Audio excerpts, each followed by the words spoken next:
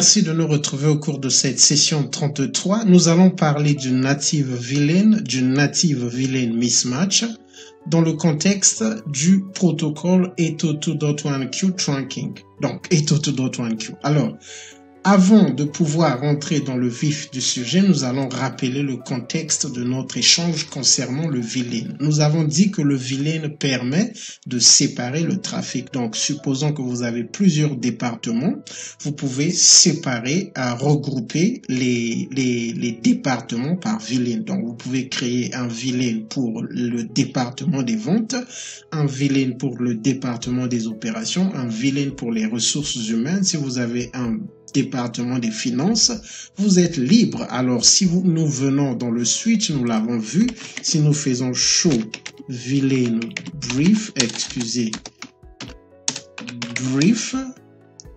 show villain brief, nous voyons que nous avons ici les villains. Donc, ce switch n'a pas encore été configuré. Nous avons le villain 1 qui est le villain par défaut. Le statut, c'est actif. Tous les ports sont dans le villain 1.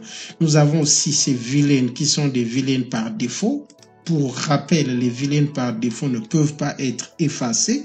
Et ici, nous avons les villains du normal range parce que nous avons aussi les villains à partir de 1006 jusqu'à 4095 qui sont des villains du extended range. Et nous avons aussi vu qu'il y a des villains qui sont réservés. Alors, tel que nous le voyons, le 0 et le 4095 sont réservés. Le villain 1, c'est le villain par défaut. Donc, des switches de Cisco, il fait partie du normal range tel que nous le voyons ici. Nous avons de 2 jusqu'à 1001 qui sont du normal range et nous avons également le 1002 à 1005 qui sont du normal range, mais le 1 et le 1002 à 1005 sont des villains par défaut que nous ne pouvons pas effacer. Nous avons le 1006 à 1084 qui sont réservés et nous avons le villain 1025 à 4094 qui font partie du extended range. Donc, il était important de rappeler ces concepts. Alors, nous revenons ici. Ce que nous allons faire, nous allons mettre une configuration pour configurer nos villains. Nous n'avons pas encore de villain ici. Ce que nous allons faire, je vais prendre cette configuration pour ne pas faire perdre cette session. Nous avons déjà vu les modes de configuration des villains. Donc, je vais partir ici. Nous pouvons faire, par exemple, interface range. Donc, ETH de 0 jusqu'à 3. Nous pouvons faire switch port mode access et juste pour rappeler la commande switch port mode access fait de ces ports des access ports, donc des ports qui ne feront passer le trafic que d'un seul villain. Alors je vais faire switch port access villain 10. Alors le villain 10 est en train d'être créé. Si nous faisons do show villain brief, nous voyons que le villain 10 a été créé et avec un nom par défaut. Si nous revenons ici, nous rappelons les commandes ETH1, 0 à 3.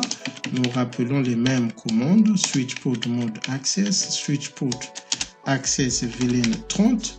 Le villain 30 est en train d'être créé. Si nous rappelons, nous voyons que le villain 30 vient d'être créé. Nous allons faire de même pour le villain 20, nous allons le faire ici. Nous faisons switch port. Oh, excusez, c'est le villain 20 ici. Ok, donc le villain 20 est en train d'être créé. Switch port mode access. Si nous faisons do show run, nous allons voir que ces villains ont été créés sur ces ports. Donc, de 0 à 0,3, c'est le villain 10. De 1,0 à 1,3, c'est 30. De 2,0 à 2,3, c'est 20. Alors, nous allons le faire ici. Configure terminal. Je vais plonger cette configuration que j'ai. Excusez. Je vais reprendre la configuration. C'est la configuration des villains. Alors, ce que nous allons faire interface range ETH. Avec cette configuration, les vilains ont été créés, mais il n'y a pas encore d'attribution. Do show villain brief tel que nous le voyons. Les vilains ont été créés. Si je sors, le vilain 30 sera créé. Alors, nous avons maintenant les 3 vilains créés, mais il n'y a pas de port. Alors que si nous venons ici, do show villain brief, nous voyons que les vilains ont été créés et il y a déjà des ports attribués à ces vilains. Alors, nous allons faire interface range ETH 00 à 3 switch port mode access. Donc cette commande switch port mode access fait de ce port un access port, donc un port qui ne fera passer que le trafic d'un seul vilain. Switch port access villain 10. Donc cette commande fait maintenant que ce port puisse passer le trafic du vilain 10. Donc si nous revenons, nous rappelons ceci. Nous allons maintenant faire switch port mode access pour le vilain 30. Si nous rappelons, nous mettons le 2, nous faisons switch port mode access et là ça sera le 20. Si nous faisons encore do show villain brief, nous voyons que ces ports ont maintenant été attribués à des vilains. Alors, l'autre commande qu'il faut bien comprendre, switch port mode access fait d'un port un access port. Alors, si nous revenons ici, nous faisons do show interface, do show interface trunk tel que, do show interface trunk tel que nous le voyons, nous n'avons pas encore de trunk. Si nous venons sur notre topologie, c'est le port 3.3 qui interconnecte les deux switches. Et nous l'avons vu que le access port ne fait passer que le trafic d'un seul vilain. Le trunk port fait passer le trafic de plusieurs vilains. S'il fallait faire la communication de port à port, c'est-à-dire le transport de port à port, il fallait avoir 3 connexions physiques. Une connexion pour le vilain 10, une connexion pour le vilain 20 et une connexion pour le vilain 30. Donc, ce qui devait se faire, c'est que pour les paquets, les frames qui devaient venir des PC qui sont connectés à des ports qui sont dans le vilain 30, les paquets devaient venir, le switch devait les mettre dans les faire passer au port qui est à la connexion physique du vilain 30 et ainsi de suite jusqu'à atteindre ce switch. Avec le trunk port, nous n'avons pas besoin de plusieurs connexions physiques. Une seule connexion physique fait passer le trafic de plusieurs vilains. Alors, nous avons aussi vu qu'il y a 2 protocoles. Il y a ASL et il y a .1Q. Alors, ce que nous allons faire, c'est que nous allons revenir ici. Nous allons faire show interface ETH Ethernet 3.3. Si nous voyons ici, nous constatons que, c'est pas la commande que je voulais ajouter switch port. Si nous voyons que l'administrative mode, c'est-à-dire le mode de configuration de ce port, c'est dynamic auto.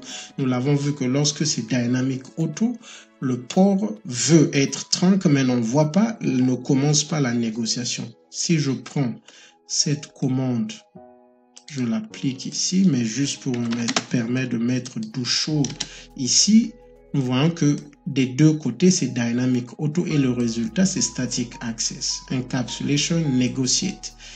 Negotiation of trunking, yes. Alors, je vais partir pas à pas. Alors, ce que nous allons faire, c'est que maintenant que nous avons dynamic auto de ce côté et dynamic auto de ce côté, nous allons faire qu'un port soit dynamic desirable. Alors, ce que je vais faire, je vais le faire du côté du switch 2. Je vais faire interface ETH 3.3 et ce que je veux faire, switch port mode dynamic desirable. Alors, ici, je voudrais préciser. Si nous faisons switch port mode trunk, nous faisons de ce port un trunk port, ok? Si nous faisons switch port mode dynamic desirable, nous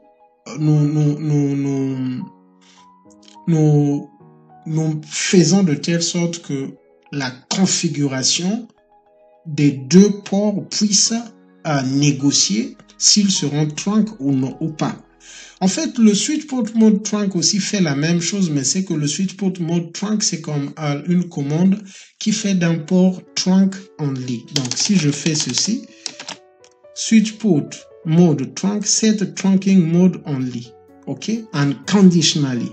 Alors, dynamic, c'est là où nous choisissons le mode. OK? Si nous faisons dynamic, nous faisons ceci, desirable, negotiation to desirable. Alors, si nous faisons desirable, nous faisons ceci et nous revenons ici.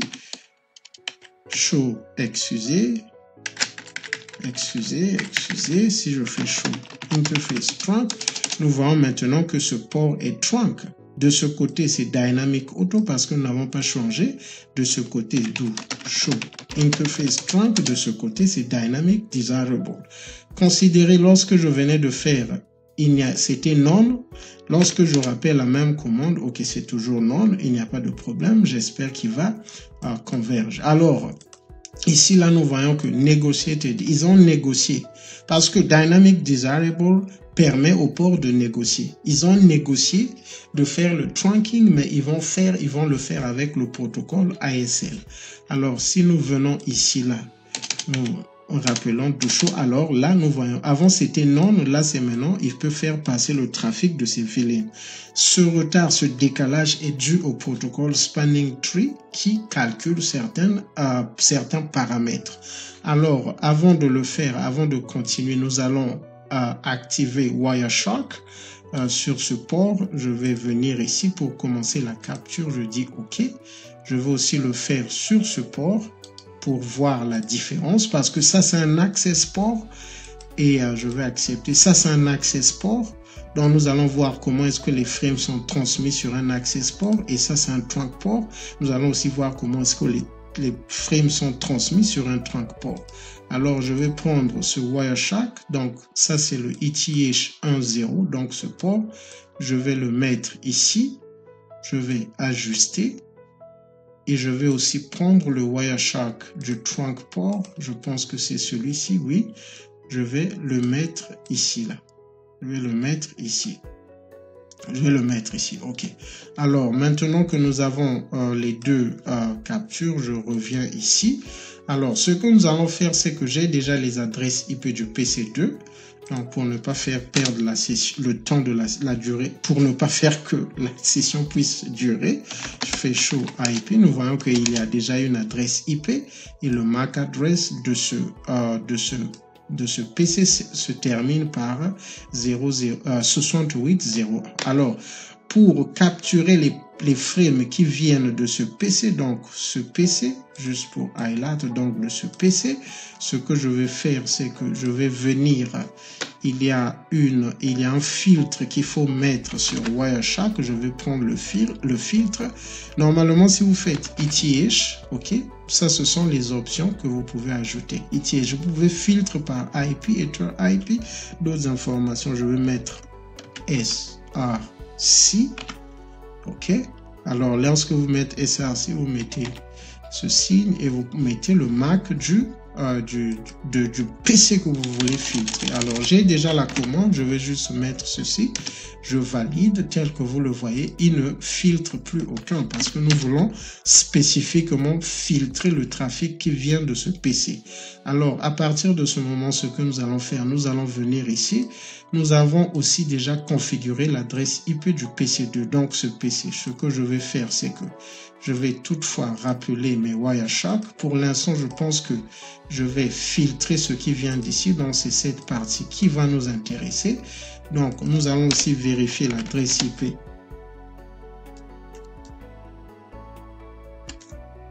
Alors, nous allons aussi vérifier l'adresse IP du PC4. Si je fais show IP, nous voyons que c'est le 172.16.1.4. Les deux ports sont dans le même VLAN. Donc, le PC2, normalement, doit être en mesure de le ping. Avant de le faire, je fais show MAC address table. Nous voyons qu'il n'y a pas de MAC dans le MAC table. Alors, si je reviens ici, là, au niveau du PC2, je vais faire ping 172.16.1.4. Lorsque j'engage le ping, nous voyons maintenant que de ce côté, nous avons le filtre commence à capturer les frames qui viennent du PC PC2. Alors, le premier frame, nous le voyons, c'est un broadcast. Donc, source, et excusez, l'heure, source, private, destination, broadcast, ok? Maintenant, protocole, le protocole, c'est ARP. Et ce que ce protocole a fait, c'est simplement dire who has, ok? Who has, l'adresse IP que nous voulons ping, c'est le 172.16.1.4. Donc, ce protocole dit who has, qui a cette adresse IP? Informer le 172.16.1.2. Donc, ARP dit qui appartient à l'adresse IP 172.16.1.4, que celui qui en a puisse informer le 172.16.1.2. Le 172.16.1.2, c'est le PC2 et le destinataire, c'est le PC4. Et donc, si vous remarquez sur le Wireshark de ce port, nous avons aussi le ICMP, donc les réponses du PC4. Par contre, si nous venons au niveau du trunk, il n'y a que le broadcast qui est passé au niveau du trunk. Donc le trunk, parce que ici, là, si nous revenons ici, nous revenons maintenant au niveau du switch, nous faisons do show MAC address table, nous voyons qu'il y a les deux MAC, donc associés au VLAN 30. Si nous venons ici, do show, show MAC address, nous voyons que ce switch a découvert le MAC de cette interface. Alors, ce que nous allons faire, c'est que nous allons maintenant essayer de ping à partir du PC2, nous allons essayer de ping le PC7. Alors, pour le faire, nous allons revenir ici, nous allons faire show IP et nous le voyons que le PC7 a le 172.16.1.7. Nous allons venir au PC2, nous allons faire la même chose, nous allons modifier que le dernier octet. Si nous faisons le ping, nous allons voir si le ping va réussir. Le ping ne réussit pas. Alors, ce que nous allons faire, c'est que nous allons venir ici, là. Nous voyons que le ping ne réussit pas. Si je fais do show interface trunk, excusez, show interface trunk, nous voyons que nous sommes en ASL, donc Negotiated ASL. Alors, nous allons modifier cela. Nous allons venir ici, configure terminal. Nous allons faire interface ETH 3.3. Je pense que je vais le faire de ce côté. C'est ici que j'avais configuré do show run interface ETH 3.3. Nous voyons que c'est ici que j'avais mis dynamic desirable. Le fait que j'ai mis simplement dynamic desirable, le switch a choisi le protocole ASL par défaut. Nous allons faire switch port trunk encapsulation. Avec cette commande, maintenant, nous choisissons l'encapsulation. Donc, si nous mettons le point d'interrogation, on nous dit, est-ce que vous voulez encapsuler les frames qui vont passer sur le trunk link avec ASL ou avec .1Q? Donc, ce que nous allons faire, nous allons mettre .1Q. Si je mets .1Q ici, là, je reviens ici. Je vais encore faire do show interface trunk. Nous voyons maintenant que ça a changé. C'est maintenant negotiated 802.1Q. Si nous remontons ici, c'était negotiated ASL. Ici, c'est negotiated parce que lui, il a négocié. Parce que c'est lui qui a, si je fais do show interface trunk, nous le voyons que ici, là, c'est pas négocié parce que ici, c'est configuré. Maintenant, si nous rappelons la commande pour voir le switch port, nous voyons maintenant que c'est toujours dynamic desirable. Dynamic desirable, c'est le mode. Maintenant, le operational, c'est trunk. Donc ici, là, c'est quelque chose d'important à comprendre. Le mode peut être dynamic desirable ou dynamic auto, mais nous choisissons le protocole d'encapsulation avec la commande,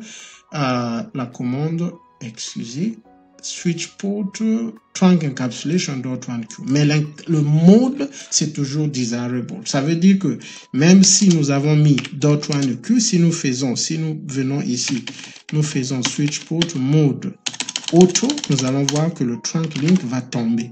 En fait, ne va plus exister. Si nous faisons do show interface trunk, nous voyons que le trunk n'existe plus parce que ils sont auto. Même si ici, si nous rappelons, même si ici nous avons choisi le protocole d'encapsulation .1Q. Ici là, excusez, je vais venir ici. Si je fais la commande, l'encapsulation ici, c'est negotiate. Donc ici, l'encapsulation, il négocie. Ici, là, l'encapsulation, c'est .1Q. Donc, il y a le mode, il y a le protocole d'encapsulation. Les commandes pour configurer les modes, c'est Dynamic Auto, Dynamic Desirable. Pour choisir l'encapsulation, c'est switchport trunk encapsulation .1Q ou ASL. Alors, nous allons réactiver le trunk en remettant desirable. Donc, si nous mettons desirable, alors nous revérifions notre trunk. Ça va prendre un peu de temps peut-être. OK, le trunk a été réactivé. Alors, nous allons faire de même ici, là. Show interface trunk. Nous voyons que ici, là, il y a toujours un retard pour lancer. Bon, Spanning Tree est en train de faire son travail. Alors, une fois que le trafic pourra passer, alors, nous allons profiter de ping. Nous allons voir que le ping va certainement échouer parce que ici, là, il y a encore none. C'est très important de comprendre parce que ici, là, on nous dit villains in Spanning Tree forwarding state. None. Donc, ce port ne forward pas encore les frames des villains jusqu'à ce que ici, on puisse voir ce statut. Si on revient ici, on fait ping, le ping pourra maintenant passer. Alors, quelle est la leçon à retenir? L'autre leçon à retenir est que, je vais rappeler le Wireshark, les pings sont passés. L'autre leçon à retenir, c'est que JNS3, d'une certaine façon, ne fait pas passer les pings de ASL. Donc, ça m'a pris un temps, j'ai troubleshoot, je me suis rendu compte que le problème c'était ASL, c'était pas les configurations. Alors, c'est aussi une façon de faire comprendre que il y a des protocoles qui ne... Vous pourrez configurer certains protocoles, vous n'aurez pas le résultat escompté simplement parce que c'est JNS ou encore Packet Tracer, même si c'est A20J, parce que ce sont juste des simulations. Ce sont des simulateurs des réseaux. Alors, nous allons maintenant entamer. Donc, ce que nous avons compris, c'est qu'il y a les commandes pour choisir le mode de négociation, Dynamic Switchport Mode, Dynamic Desirable pour entamer la négociation, Dynamic Auto. Dynamic Auto, le résultat c'est Access. Dynamic Desirable, c'est le résultat, c'est Trunk parce que les deux côtés veulent Trunk. Dynamic Desirable, Dynamic Auto, le résultat c'est Trunk parce qu'il y a un côté qui engage la négociation. Dynamic, si nous faisons Switchport Mode Access d'un côté, le résultat sera Access parce que lorsque nous mettons Switchport Mode Access, nous mettons terme, c'est-à-dire les DTP frames ne sont pas envoyés. Donc, nous mettons fin à la négociation. Et aussi avec la commande Switchport Non Negotiate, nous mettons aussi fin à la négociation. Non Negotiate, nous pourrons toujours avoir le trunk, mais les DTP frames ne seront pas transmis. Alors, nous allons maintenant passer au concept de native villain. Donc, si nous revenons ici, il y a aussi un élément. Même lorsque nous étions sur ASL, je veux remonter, on nous disait que native villain 1. Ce n'est pas correct parce que le concept de native villain n'existe pas dans ASL. C'est juste quelque chose à souligner. Nous allons maintenant, nous allons découvrir nos informations. Alors, maintenant sur les notes, grâce au native villain, le native villain du protocole Auto.1Q, un commutateur peut transférer toute frame, donc toute trame, donc frame, de la deuxième couche reçue sur un port de jonction, donc un trunk port, qu'elle porte un tag ou non, donc un villain ID, vers un villain prévu. Toutes les trames de la deuxième couche d'un native villain sont transmises depuis le port de jonction sans tag. Donc, ce que cela veut dire ici, c'est simple. Les frames sur un trunk port, ce qui se passe, c'est que lorsque le switch reçoit un frame qui vient des PC qui sont connectés au villain 10, il ajoute le villain 10 sur le frame. OK? Donc, si nous revenons ici, là, sur les paquets, sur le capture, ici, là, c'est le capture du Ethernet 33 qui est notre trunk port. OK? Donc, si nous venons ici, là, vous allez remarquer, si nous venons ici, excusez, c'est le 3, OK. Si nous venons ici,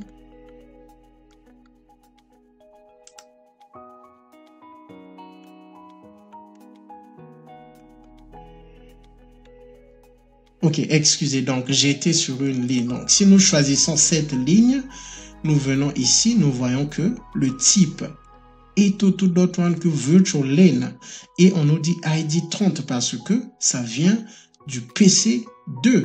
Donc nous allons faire la même chose, nous allons tester. Je vais ouvrir ce PC.